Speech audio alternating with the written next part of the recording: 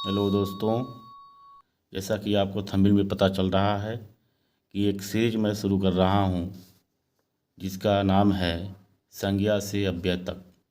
दोस्तों, हम इसमें बात करेंगे संज्ञा से लेकर अव्यय तक जो भी चीज़ें हैं व्याकरण में, उन सभी के बारे में। तो पहली जो सीरीज का पहला क्लास है, क्लास 1, ये आपका संज्ञा है। आज जानेंगे संज्ञा क्या होता है। दोस्तों, आप बहुत पढ़े लिखे लेकिन हिंदी में संज्ञा को नहीं जाने कि संज्ञा क्या होता है, किसे कहते हैं, बाकी जो शब्द हम प्रयोग करते हैं वो कौन सी संज्ञा है, वो सारी चीज़ें अगर नहीं मालूम है तो कुल मिला के हिंदी पढ़ना व्यर्थ है। चलिए, आपको हम बहुत बेसिक तरीके से एकदम अच्छे से संज्ञा के बारे में विस्तार से बताएंगे और आशा करता हूँ कि ये वीडियो देखने के बाद आपको संज्ञा से रिलेटेड कोई भी परेशानी या दिक्कत नहीं होगा। चलिए शुरू करते बिना देर किए हुए।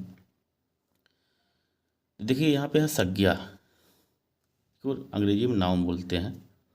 संज्ञा का अर्थ देखेंगे तो संज्ञा का शाब्दिक अर्थ है नाम।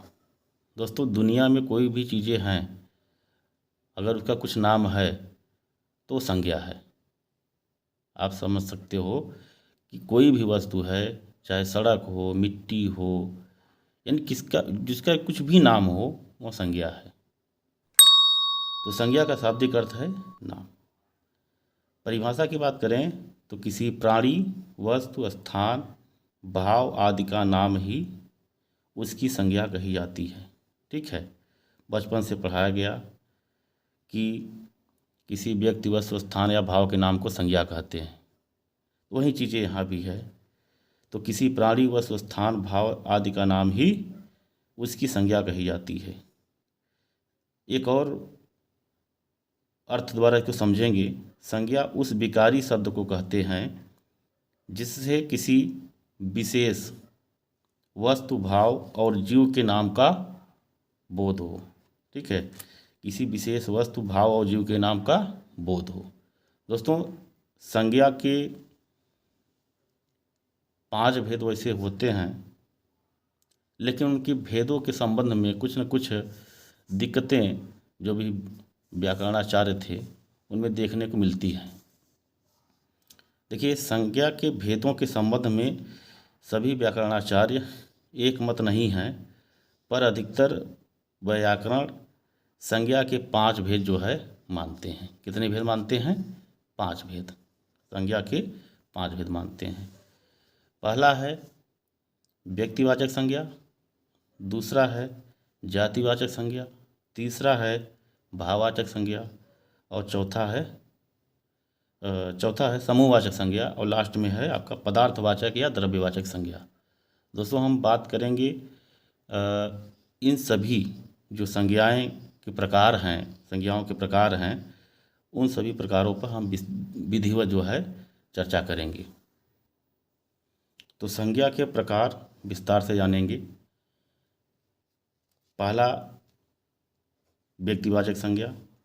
ध्यान देना है कि जिस शब्द से किसी एक वस्तु या व्यक्ति का बोध हो उसे व्यक्तिवाचक संज्ञा कहते हैं।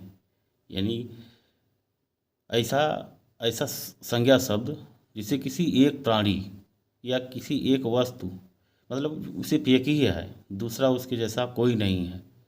जैसे राम, गंगा, गांधी जी, हिमालय इत्यादि बहुत ढेर सारे नाम हैं। ध्यान देना है, मैंने यहाँ पर लिख दिया है, आपको भी ध्यान देना है इम्पोर्टेंट में कि व्यक्तिवाचक संज्ञा की पहचान यह है कि उनके शब्दों का बहुवचन नहीं होता है। जैसे राम तो एक ही थे, गंगा जी एक ही हैं, गांधी जी एक ही थे, हिमालय एक ही है, बाकी और भी चीज़ें हैं जो एक ही है। ठीक है, देखिए कुछ उसके उदाहरण बताए गए हैं। क्या है उदाहरण? जो एक ही है सिर्फ, जैसे व्यक्तियों के नाम, अगर कहीं पर व्यक्तियों के नाम आता है कि ये कौन सी संज्ञा है तो आप क्या बताओगे? व्यक्तिवाचक संज्ञा है। व्यक्तियों के नाम जैसे राम, हीरा, सीता, शिवम, हिमालय। ठीक है। दिशाओं के नाम, देखते हुए नाम हो गया। दिशाओं के नाम पूर्व, पश्चिम, उत्तर, दक्षिण, ये सभी एक ही हैं, दो नहीं हैं, इसलिए ये व्यक्तिवाचक संज्ञा है। देशों के नाम सभी संज्ञाएं होती हैं। कौन सी संज्ञाएं? व्यक्तिवाचक संज्ञा। भारत एक ही है, जापान एक ही है। दिनों महीनों के नाम, सोमवार, जनवरी, फरवरी, मंगलवार, बुधवार, ये सभी क्या हैं? ये सभी जो है व्यक्तिवाचक संज्ञा है।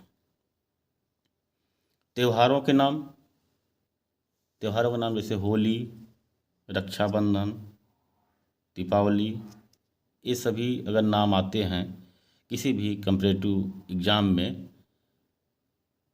तो अब पूछे कि इसमें कौन सी संज्ञा है, तो आप जो है क्या लगाएंगे?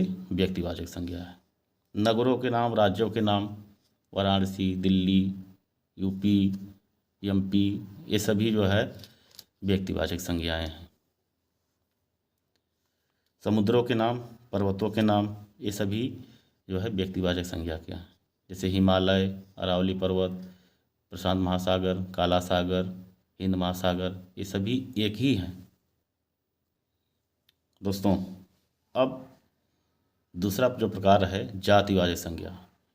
इसकी परिभाषा देखिए। परिभाषा में क्या कहता है कि जो संज्ञा एक ही प्रकार की वस्तुओं का यानी पूरी जाति का बोध कराती है, वे जातिवाचक संज्ञा कही जाती है। जैसे नदी, नदी तो कई है, पर्वत कई है, सड़कें, सभी सड़कों को तो सड़क कहेंगे, गाय, बकरी, घर, पहाड़ इत्यादि, कुर्सी, मेज, घर, ये सभी क्या होंगे? जातिवाचक संज्ञा। घर है यानी आपका घर, जैसे मेरा घर। ठीक है। सड़क, यहाँ की सड़क को भी वही सड़क कहेंगे और वहाँ की सड़क की भी वही सड़क सड़क कहेंगे। पर्वत कई है, नदियाँ कई हैं। देखिए, यह नदी और गंगा में फ़र्क है। गंगा जी एक है, नदियाँ तो कई होती हैं। ठीक है। देखिए, जैसे यहाँ पर कहा कि यहाँ नदी कहने पर सभी प्रकार की नदियों की जाति का विरोध होता है। बात समझ में आ गया होगा। जैसे कुछ और उदाहरण द्वारा समझेंगे। जातिवाचक संज्ञा के उदाहरण में संबंधियों और पदों के नाम, संबंधियों या पदों के नाम, जैसे भाई, बहन, मंत्री, प्रोफेसर। यानी भाई, आपका भाई, मेरा भाई। ठीक है। उसको भी भाई कहेंगे, उसको भी भाई कहेंगे। बहन और मंत्री, भाई मंत्री तो कई होते हैं। प्रोफेसर। ठीक है। तो ये सभी जातिवाचक संज्ञा के अंतर्गत आएंगे। पशु पक्षियों के नाम अगर पूछता है तो घोड़ा, तोता, कौवा, बंदर, हाँ, ये सभी क्या होंगे? जातिवाचक के अंतर्गत आएंगे। यानी एक जाति का बोध हो रहा है, भाई ये तोता है। तीसरा नंबर, वस्तुओं के नाम, चाहे मकान हो, कुर्सी हो, कलम हो इत्यादि, जितने भी नाम हैं वस्तुओं के नाम, वो सभी किस में आएंगे? जातिवाचक संज्ञा में। प्राकृतिक तत्वों के नाम, जैसे तूफान हो गया, बिजली, वर्षा, भूकंप, ये सभी जातिवाचक संज्ञा के अंतर्गत। ध्यान देना है कि जातिवाचक संज्ञा में आपको ये ध्यान देना है कि जातिवाचक संज्ञाएं अनेक होती हैं। प्रायः इनका बहुवचन किया जा सकता है। जैसे तूफान है तो तूफानों, मकान है तो मकानों, बंदर है तो बंदरों, वर्षा है तो वर्षों। ठीक है। कुल मिला के भाई, भाई है तो भाइयों, बहनें, मंत्रियों, प्रोफेसरों, ये सभी बहुवचन में गिनाए जा सकते हैं। इसलिए क्या होंगे? ये होंगे जातिवाचक संज्ञा में। दोस्तों, तीसरा नंबर का जो संज्ञा है वह है भाववाचक संज्ञा। भाववाचक संज्ञा, इसकी परिभाषा अगर देखें तो क्या कह रहा है? किसी भाव, गुण, दशा आदि का ज्ञान कराने वाले शब्द भाववाचक संज्ञा कहते हैं। हम लोगों ने क्या पढ़ा था कि जिसे देखा और छुआ जा सके, सिर्फ महसूस किया जा सके, वही क्या है? भाव है। ठीक है। वही क्या है? भाव है। जैसे क्रोध, मिठास, यौवन, लड़कपन इत्यादि, ये सभी जो है भाव हैं। यानी भाववाचक संज्ञाएं हैं। ध्यान रखना, ध्यान देना है कि भाववाचक संज्ञाओं का प्रायः बहुवचन नहीं होता, ये ध्यान रखना है।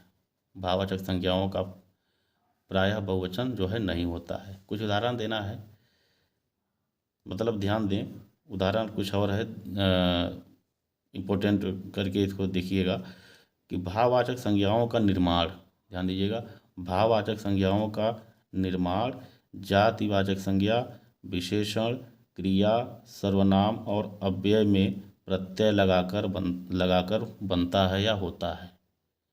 किसमें? भाववाचक संज्ञाओं का निर्माण जातिवाचक संज्ञा, विशेषण, क्रिया, सर्वनाम और अव्यय में प्रत्यय लगाकर होता है। जैसे जातिवाचक संज्ञा से अगर देखें तो बूढ़ा, ठीक है, बूढ़ा जो शब्द है वो जातिवाचक है, तो भाववाचक क्या बना? बुढ़ापा। प्रत्यय लगाया गया, प्रत्यय जो है शब्द के अंत में लगता है, लड़का से लड़कपन, ठीक है, इसमें पन जो है प्रत्यय लगा है। ऐसे ही विशेषण से भाई गर्म, गर्म से गर्मी, सर्द से सर्दी, यानी ई प्रत्यय लग गया इसमें दोनों में। क्रिया से जैसे घबराना, सजना, चढ़ना, रोना, सोना, नाचना, ये सभी क्या है? क्रिया है। तो घबराना से घबराहट, ठीक है, सजाना से सजावट, चढ़ना से चढ़ाई, यानी आवट, आवट, ठीक है, आहट, यहाँ पे आवट, ये प्रत्यय लगा है, यहाँ पे ई प्रत्यय लगा है, ठीक है। वहीं देखेंगे सर्वनाम से, सर्वनाम जो शब्द होता है उससे भाववाचक कैसे बनाया गया? अपना से, अपना जो शब्द है सर्वनाम है, अपना से अपनापन या अपनाव, ठीक है। मम से या तो ममता या तो ममत्व, निज से निजत्व, तो प्रत्यय लग गया। अव्यय से, अव्यय यानी दूर। देखिए अव्यय वगैरह के बारे में हम बहुत विस्तार से चर्चा करेंगे आने वाले क्लासों में। फिलहाल अभी ये जानना है कि ये दूर क्या है? अव्यय है। ये समीप क्या है? अव्यय है। अव्यय मतलब जिसका व्यय ना हो, ये ध्यान रखना। तो दूर से दूरी, ई प्रत्यय, यहाँ पे समीप में, समीप से समीप्य। आई होप कितना समझ में आया होगा। आगे बढ़ते हैं समूहवाचक संज्ञा में। समूहवाचक संज्ञा अर्थ क्या है इसका? जिस संज्ञा शब्द से वस्तु अथवा व्यक्ति के समूह का बोध हो उसे समूहवाचक संज्ञा कहते हैं। ध्यान देना है, वस्तु अथवा व्यक्ति के समूह का बोध होता है तो वहाँ पे समूहवाचक संज्ञा होता है। जैसे व्यक्तियों का समूह हो गया तो यहाँ हो गया सभा, दल, गिरोह, समुदाय, परिवार, पुलिस, सेना इत्यादि, ये व्यक्तियों का समूह है। यानी सभा शब्द आएगा तो कौन सी संज्ञा होगी? समूहवाचक संज्ञा। पुलिस आएगा तो समूहवाचक संज्ञा। आई होप कि समझ में आ रहा होगा। वस्तुओं का समूह देखो, जैसे गुच्छा, कुंज, मंडल, फूलों, अंगूरों का गुच्छा इत्यादि, ये सभी गुच्छा यानी कि समूह में रहते हैं। बात समझ रहे हैं? समूह में रहते हैं, इसलिए इसमें क्या हो गया? समूहवाचक संज्ञा होगा। ठीक है, क्या होगा? समूहवाचक संज्ञा। लास्ट में हम बात करेंगे पदार्थवाचक संज्ञा या द्रव्यवाचक संज्ञा। पदार्थवाचक संज्ञा या द्रव्यवाचक संज्ञा, देखिए इसका अर्थ क्या है? जिस संज्ञा शब्द से उस सामग्री या पदार्थ का बोध होता है जिससे कोई वस्तु बनी है, वो क्या कहलाते हैं? पदार्थ या द्रव्यवाचक संज्ञा। जिससे कोई वस्तु बनी, इससे हो गया अंगूठी, क्या हो गया? पदार्थवाचक है, क्योंकि सोने की अंगूठी होती है, चांदी की अंगूठी होती है। एक और परिभाषा द्वारा देखेंगे इसको, जिस संज्ञा शब्द से नाप तौल वाली वस्तु का बोध हो उसे द्रव्यवाचक संज्ञा कहते हैं। बात क्लियर हो गया कि जिस संज्ञा शब्द से नाप तौल वाली, जिसको नापा या तौला जा सके। बात समझ रहे हैं? जैसे लोहा हो गया, सोना, चांदी, तेल, पानी, घी, दही, धुआं, ऑक्सीजन, बाकी और अन्य कैसे जो हैं, तो ये सभी किस में आएंगे, ये सभी आएंगे आपके द्रव्यवाचक संज्ञा में। तो दोस्तों आई होप कि आप सभी को ये सारी चीज़ें समझ में आई होंगी, और जो भी संज्ञा से रिलेटेड जो भी चीज़ें थी मैंने सारी चीज़ें बता दी। आपको आने वाले समय में कभी भी दिक्कत नहीं होगी। हो सके दोबारा वीडियो आप देख लीजिएगा, सारी चीज़ें क्लियर हो जाएंगी। अगली सीरीज में हम जो है जैसे संज्ञा से अव्यय तक का सीरीज चल रहा है तो सर्वनाम लेकर आएंगे। तो आज के लिए बस इतना ही।